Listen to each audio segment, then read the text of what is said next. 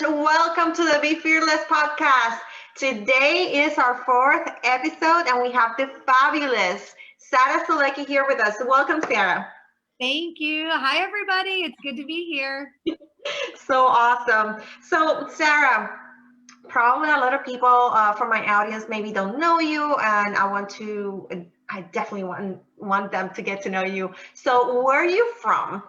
Tell us about yourself. Where are you from? So I am from Minneapolis, Minnesota. People always ask, is that by Canada? I'm like, pretty much. Was born and raised here. My husband is born and raised in Milwaukee, Wisconsin.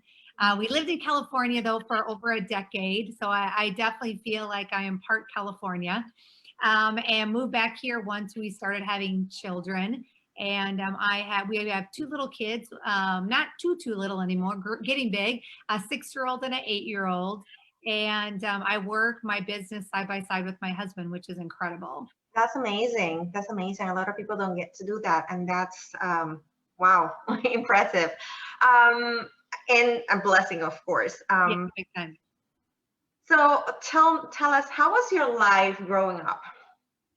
So you know what, I had a really great life. I know a lot of times, listening to podcasts or listening to, stories of, these success stories, it's kind of like this rag to riches story. And by no means did I grow up rich at all. My dad's a retired mailman. My mom stayed at home to raise the kids. And I'm the oldest out of 4. I come from a middle class family. We didn't have a ton of money, but we had a ton of love. And I tell people like that took me so far. And, from a really early age, I mean, I remember my first job, I was 13 years old. I've always worked. That was one thing that my parents instilled in us, was to work hard. And I don't know anything but that.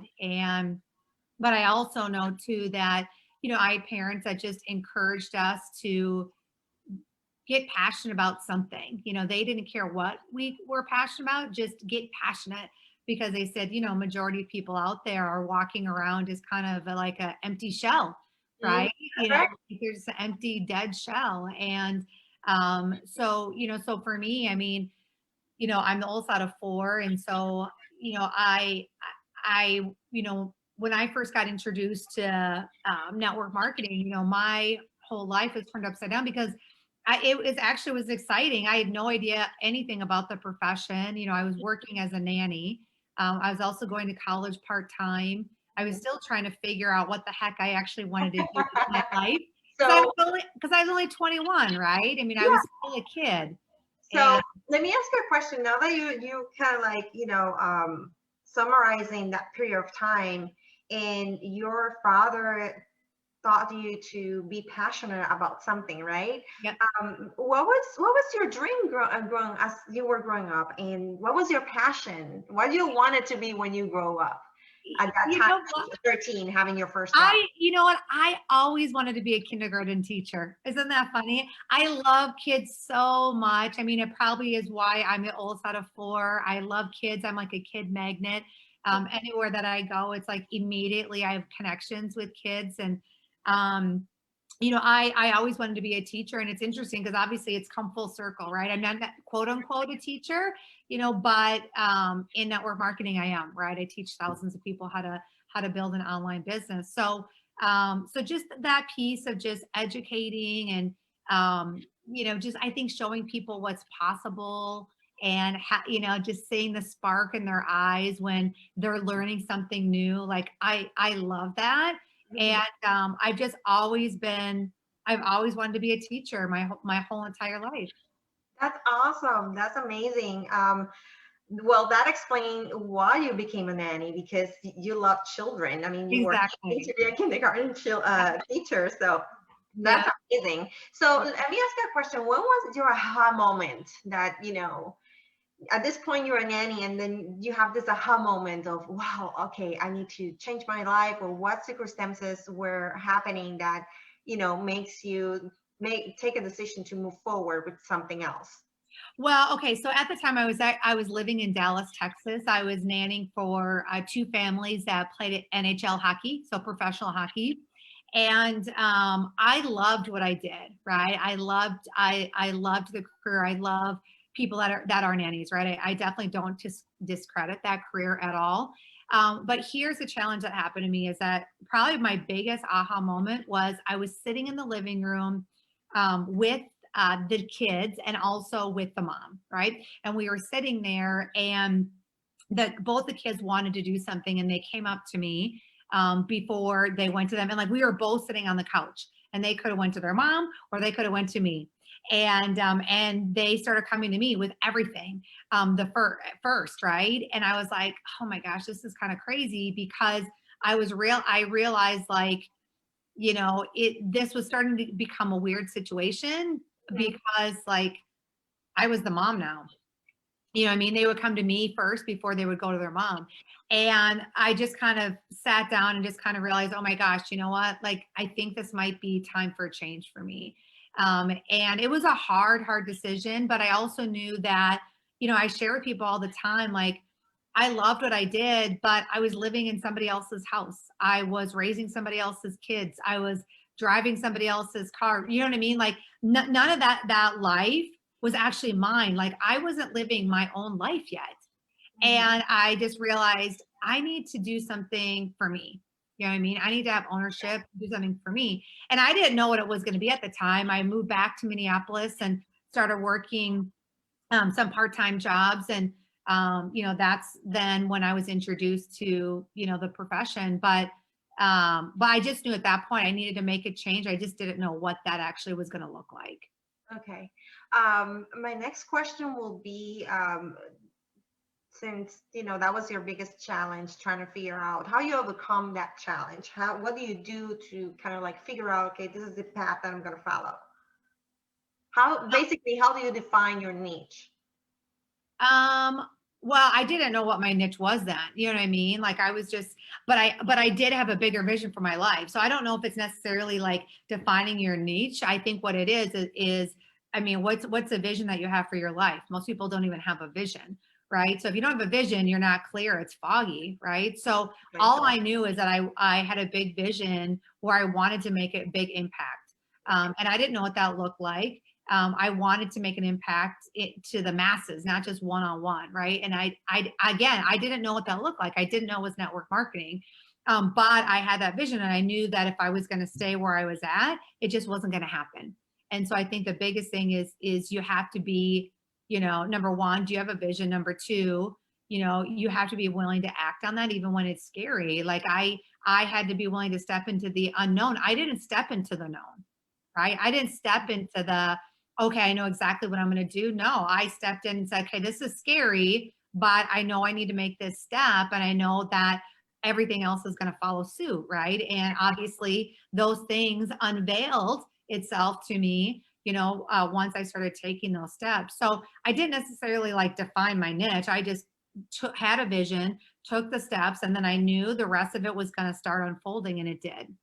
So how do you got into network marketing then? How everything started. Now, So now we're I, getting into the good stuff. Now, how yeah, everything started. so I was actually dating a guy at the time, and he was involved for about 4 or 5 months. And his, sponsor, right, the guy that introduced him, kept saying, like, do you ever, I know you have a girlfriend, like, you should really introduce her to the business. I have to take a look at it. And for one reason or another, he didn't. I don't know if he didn't think I'd want to do it, or I wasn't a good fit, or I was too busy, or I don't know. I mean, I looking back on it now, 20 years later, I wish I would have asked him these things. I'm not connected with him anymore, but I wish I would have asked. I could ask him, like, so why didn't you talk to me in the beginning, right? And it was crazy because he was involved and I had no clue, and we were dating. I had no idea that he was doing this part time. No clue. Like, Oh, wow. crazy, crazy. And so then finally he's like, hey, will you come take a look at this? And what's funny is I was actually one of those people that I bailed for like the first 3 times. And I don't know if it was, maybe I had to work late one day, maybe I just didn't want to show up, maybe, I mean, I don't know, but it took 3 times for me to actually finally look at the business. And Oh, so wow. kind of my first tip that I tell people is I'm like, guys, like, don't cross people off your list, because there's a lot of people that are on your list that are Sarah Zolecki. Mm-hmm. That the time's not right, the time's not whatever. It doesn't mean they don't want to do it. It just means life happens sometimes, Yeah. right? And so then after the third time, I saw it. I was like, oh my God, I love this. I'm in. And the rest is history, right? So, number one, don't prejudge people because there's Sarah Zolecki's on your list, right? Which he did. First tip. Tip number two would be like, just because someone says no doesn't mean it's not, it's not the right timing or whatever. Okay. And so, so I'm grateful that he was actually persistent enough. And then I finally looked at him and I was like, oh my gosh, this is awesome. And here I am. Awesome. Awesome. Now, as you started then getting into the business and everything, what was the first thing that you started doing that kind of like make you feel, okay, this is definitely what I'm going to do? Like just give you assurance that, okay, this is my path. Like I'm on the right. I don't know if it was like one defining moment. I think it was just a series of things. It was the series, it was things like I loved being around people. I loved, the betterment. I loved the whole like fundamentals of, personal development and growing and becoming the best version of you. I loved that environment. I knew there really wasn't another place that actually had that as far as like intensive, right? Like immersion type stuff. I loved that. I also loved that I could be around people that showed up authentically as themselves and were educated, were not, didn't matter, gender, old, young, like it didn't matter. And I loved that. I loved that people could show up as them, the best version of themselves, right? Yeah. So I think I just loved all of those pieces.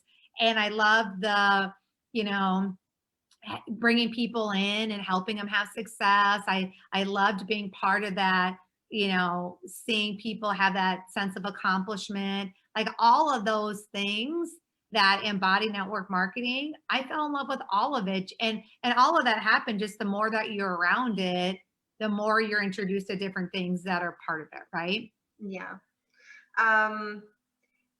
Now I heard you a 7-figure earner. That is How correct. how long does it how long it took you to get there? Like Yeah. So I've been in the industry over 20 years. My first 5 years in the business, I barely made any money. It took me 2 years to introduce my very first person to join my business. Okay. I was not like a quick study at all, but I will tell you probably my very best trait that I have is I am super persistent and I'm tenacious and I just don't stop. I'm one of those people who are like, I'm going to figure it out, even if it kills me. And I think there's a couple of times I probably almost did. but it helped me mentally get strong and have tough skin and learn the ebbs and flows of being an entrepreneur, right? And I would say, over the last 12 years, I've been a strong 6-figure earner every single year. The last probably 3-4 years, high 6 figures, like right on the cusp of $1 million a year every year.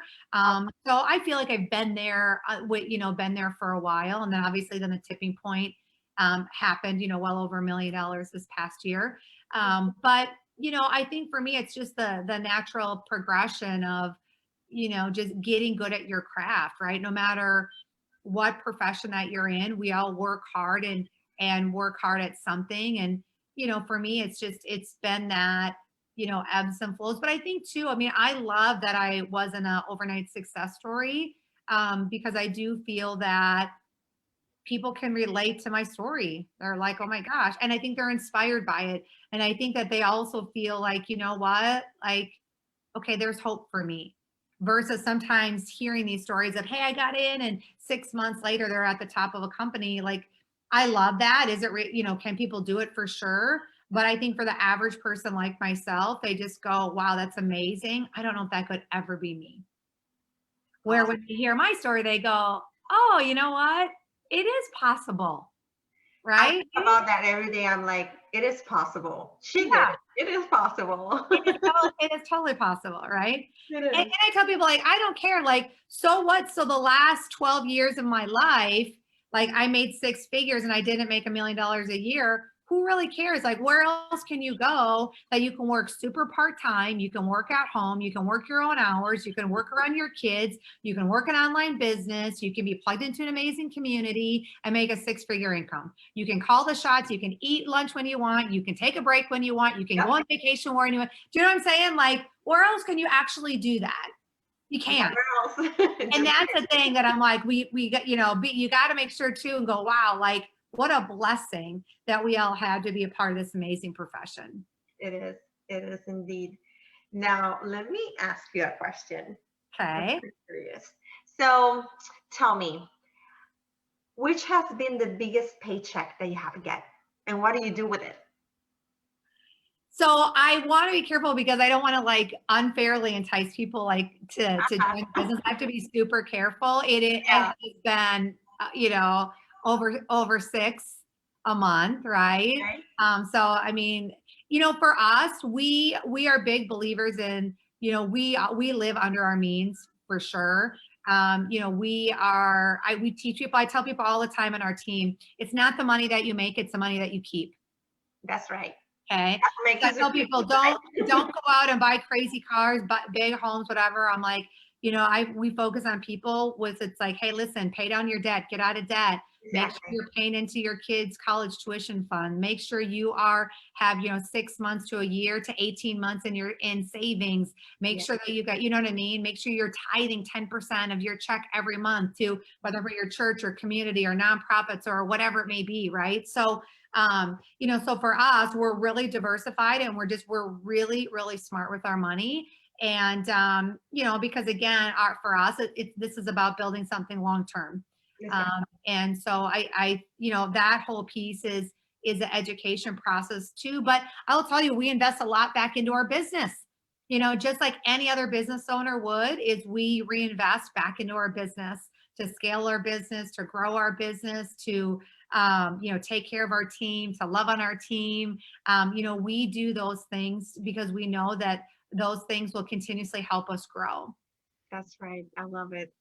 Okay, so my next question is, well, you already gave us some tips, so many amazing tips of for success. But I think that the next thing that I'm going to ask you is that, do you have right now like any events or like courses coming up? Like, what's going on? What's in the future for Sarah? Well, I am in the thick of building my business. I mean, I tell people all the time. I mean, people are like, "Why are you still working as hard as you work?" And I just feel like I just have an obligation to pay it forward. I mean, I feel that so heavy in my heart, and not heavy, I should say, it's light in my heart, but it's definitely a driver Mhm. for me. And so, we are really focused on just creating and cultivating incredible leaders inside of our business. I feel that everybody deserves what we have. And I don't know necessarily if everyone's going to work as hard as I've worked, or time block or do good time management or whatever. I don't know those variables, but I know that they had the opportunity to do so, right? Yeah, And so, for me, I've been really working hard on just breathing life into our team and bringing brand new people on board and helping them develop into leaders if they choose to, but also just helping them create success however they define it, right? Whatever that looks like for them. But too, I mean, we do a lot of teaching and training outside of our business because let's face it, people are looking to just get better in their business, and that's they're looking for people that can mentor them or coach them. And so we've been doing quite a bit of that as well. And that I think that piece for us is a piece that will also organically continue to grow as well. awesome. I know that you guys are amazing a coach, and I already took a course with you, which was Level Up. I heard that you have like some plans to bring in that course back again. Do you have any dates? We do, yeah. So what she's talking about, we actually did a boot camp last year that was called the 5-day Level Up Boot Camp, and it was awesome. That's And awesome. we just talked about all kinds of different stuff just to help people level up. And I think too, we talked about a lot of things that people just don't talk about.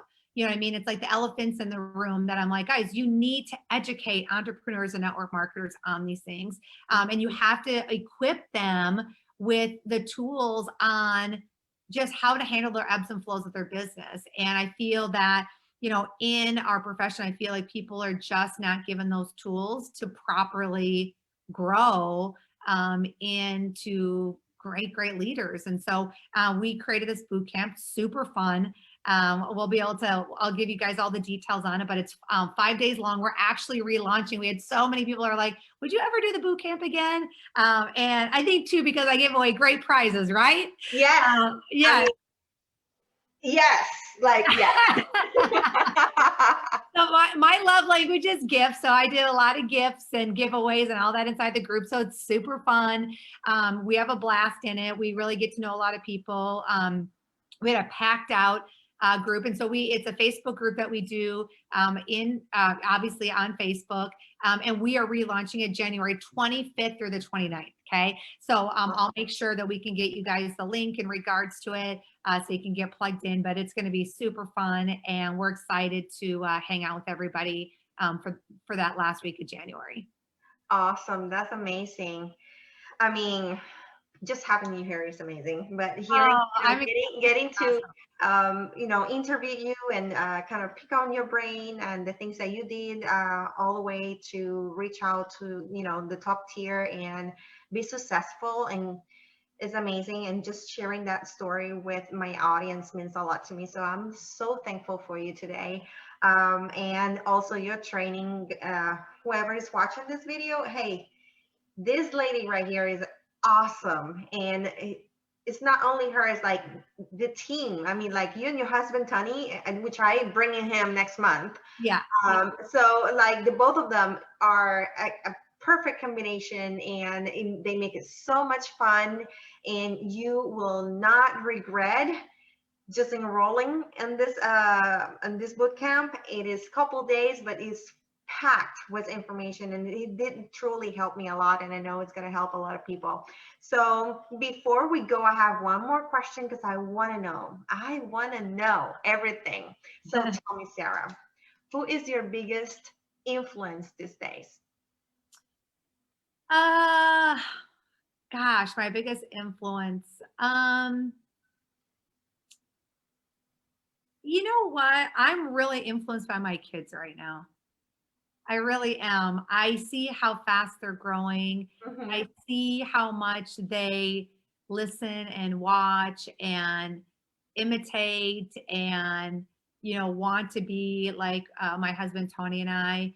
And, they influence me by not, I think a lot of times people are like, oh, your biggest influence is so-and-so who, do they teach you a ton or you listen to their podcast and all that? But like, the reason I'm influenced by my kids is because they are pushing me to be a better mom, and they're pushing me to be a better parent, and they're pushing me to be a better spouse, and they're pushing me to be a better leader, and to just make sure that I'm on my A game, and knowing that, I need to be doing things that are continuously helping me grow into the next best version of me. Because, I tell people all the time, I mean, I don't have the fear of success or the fear of failure, but I do have the fear of staying the same.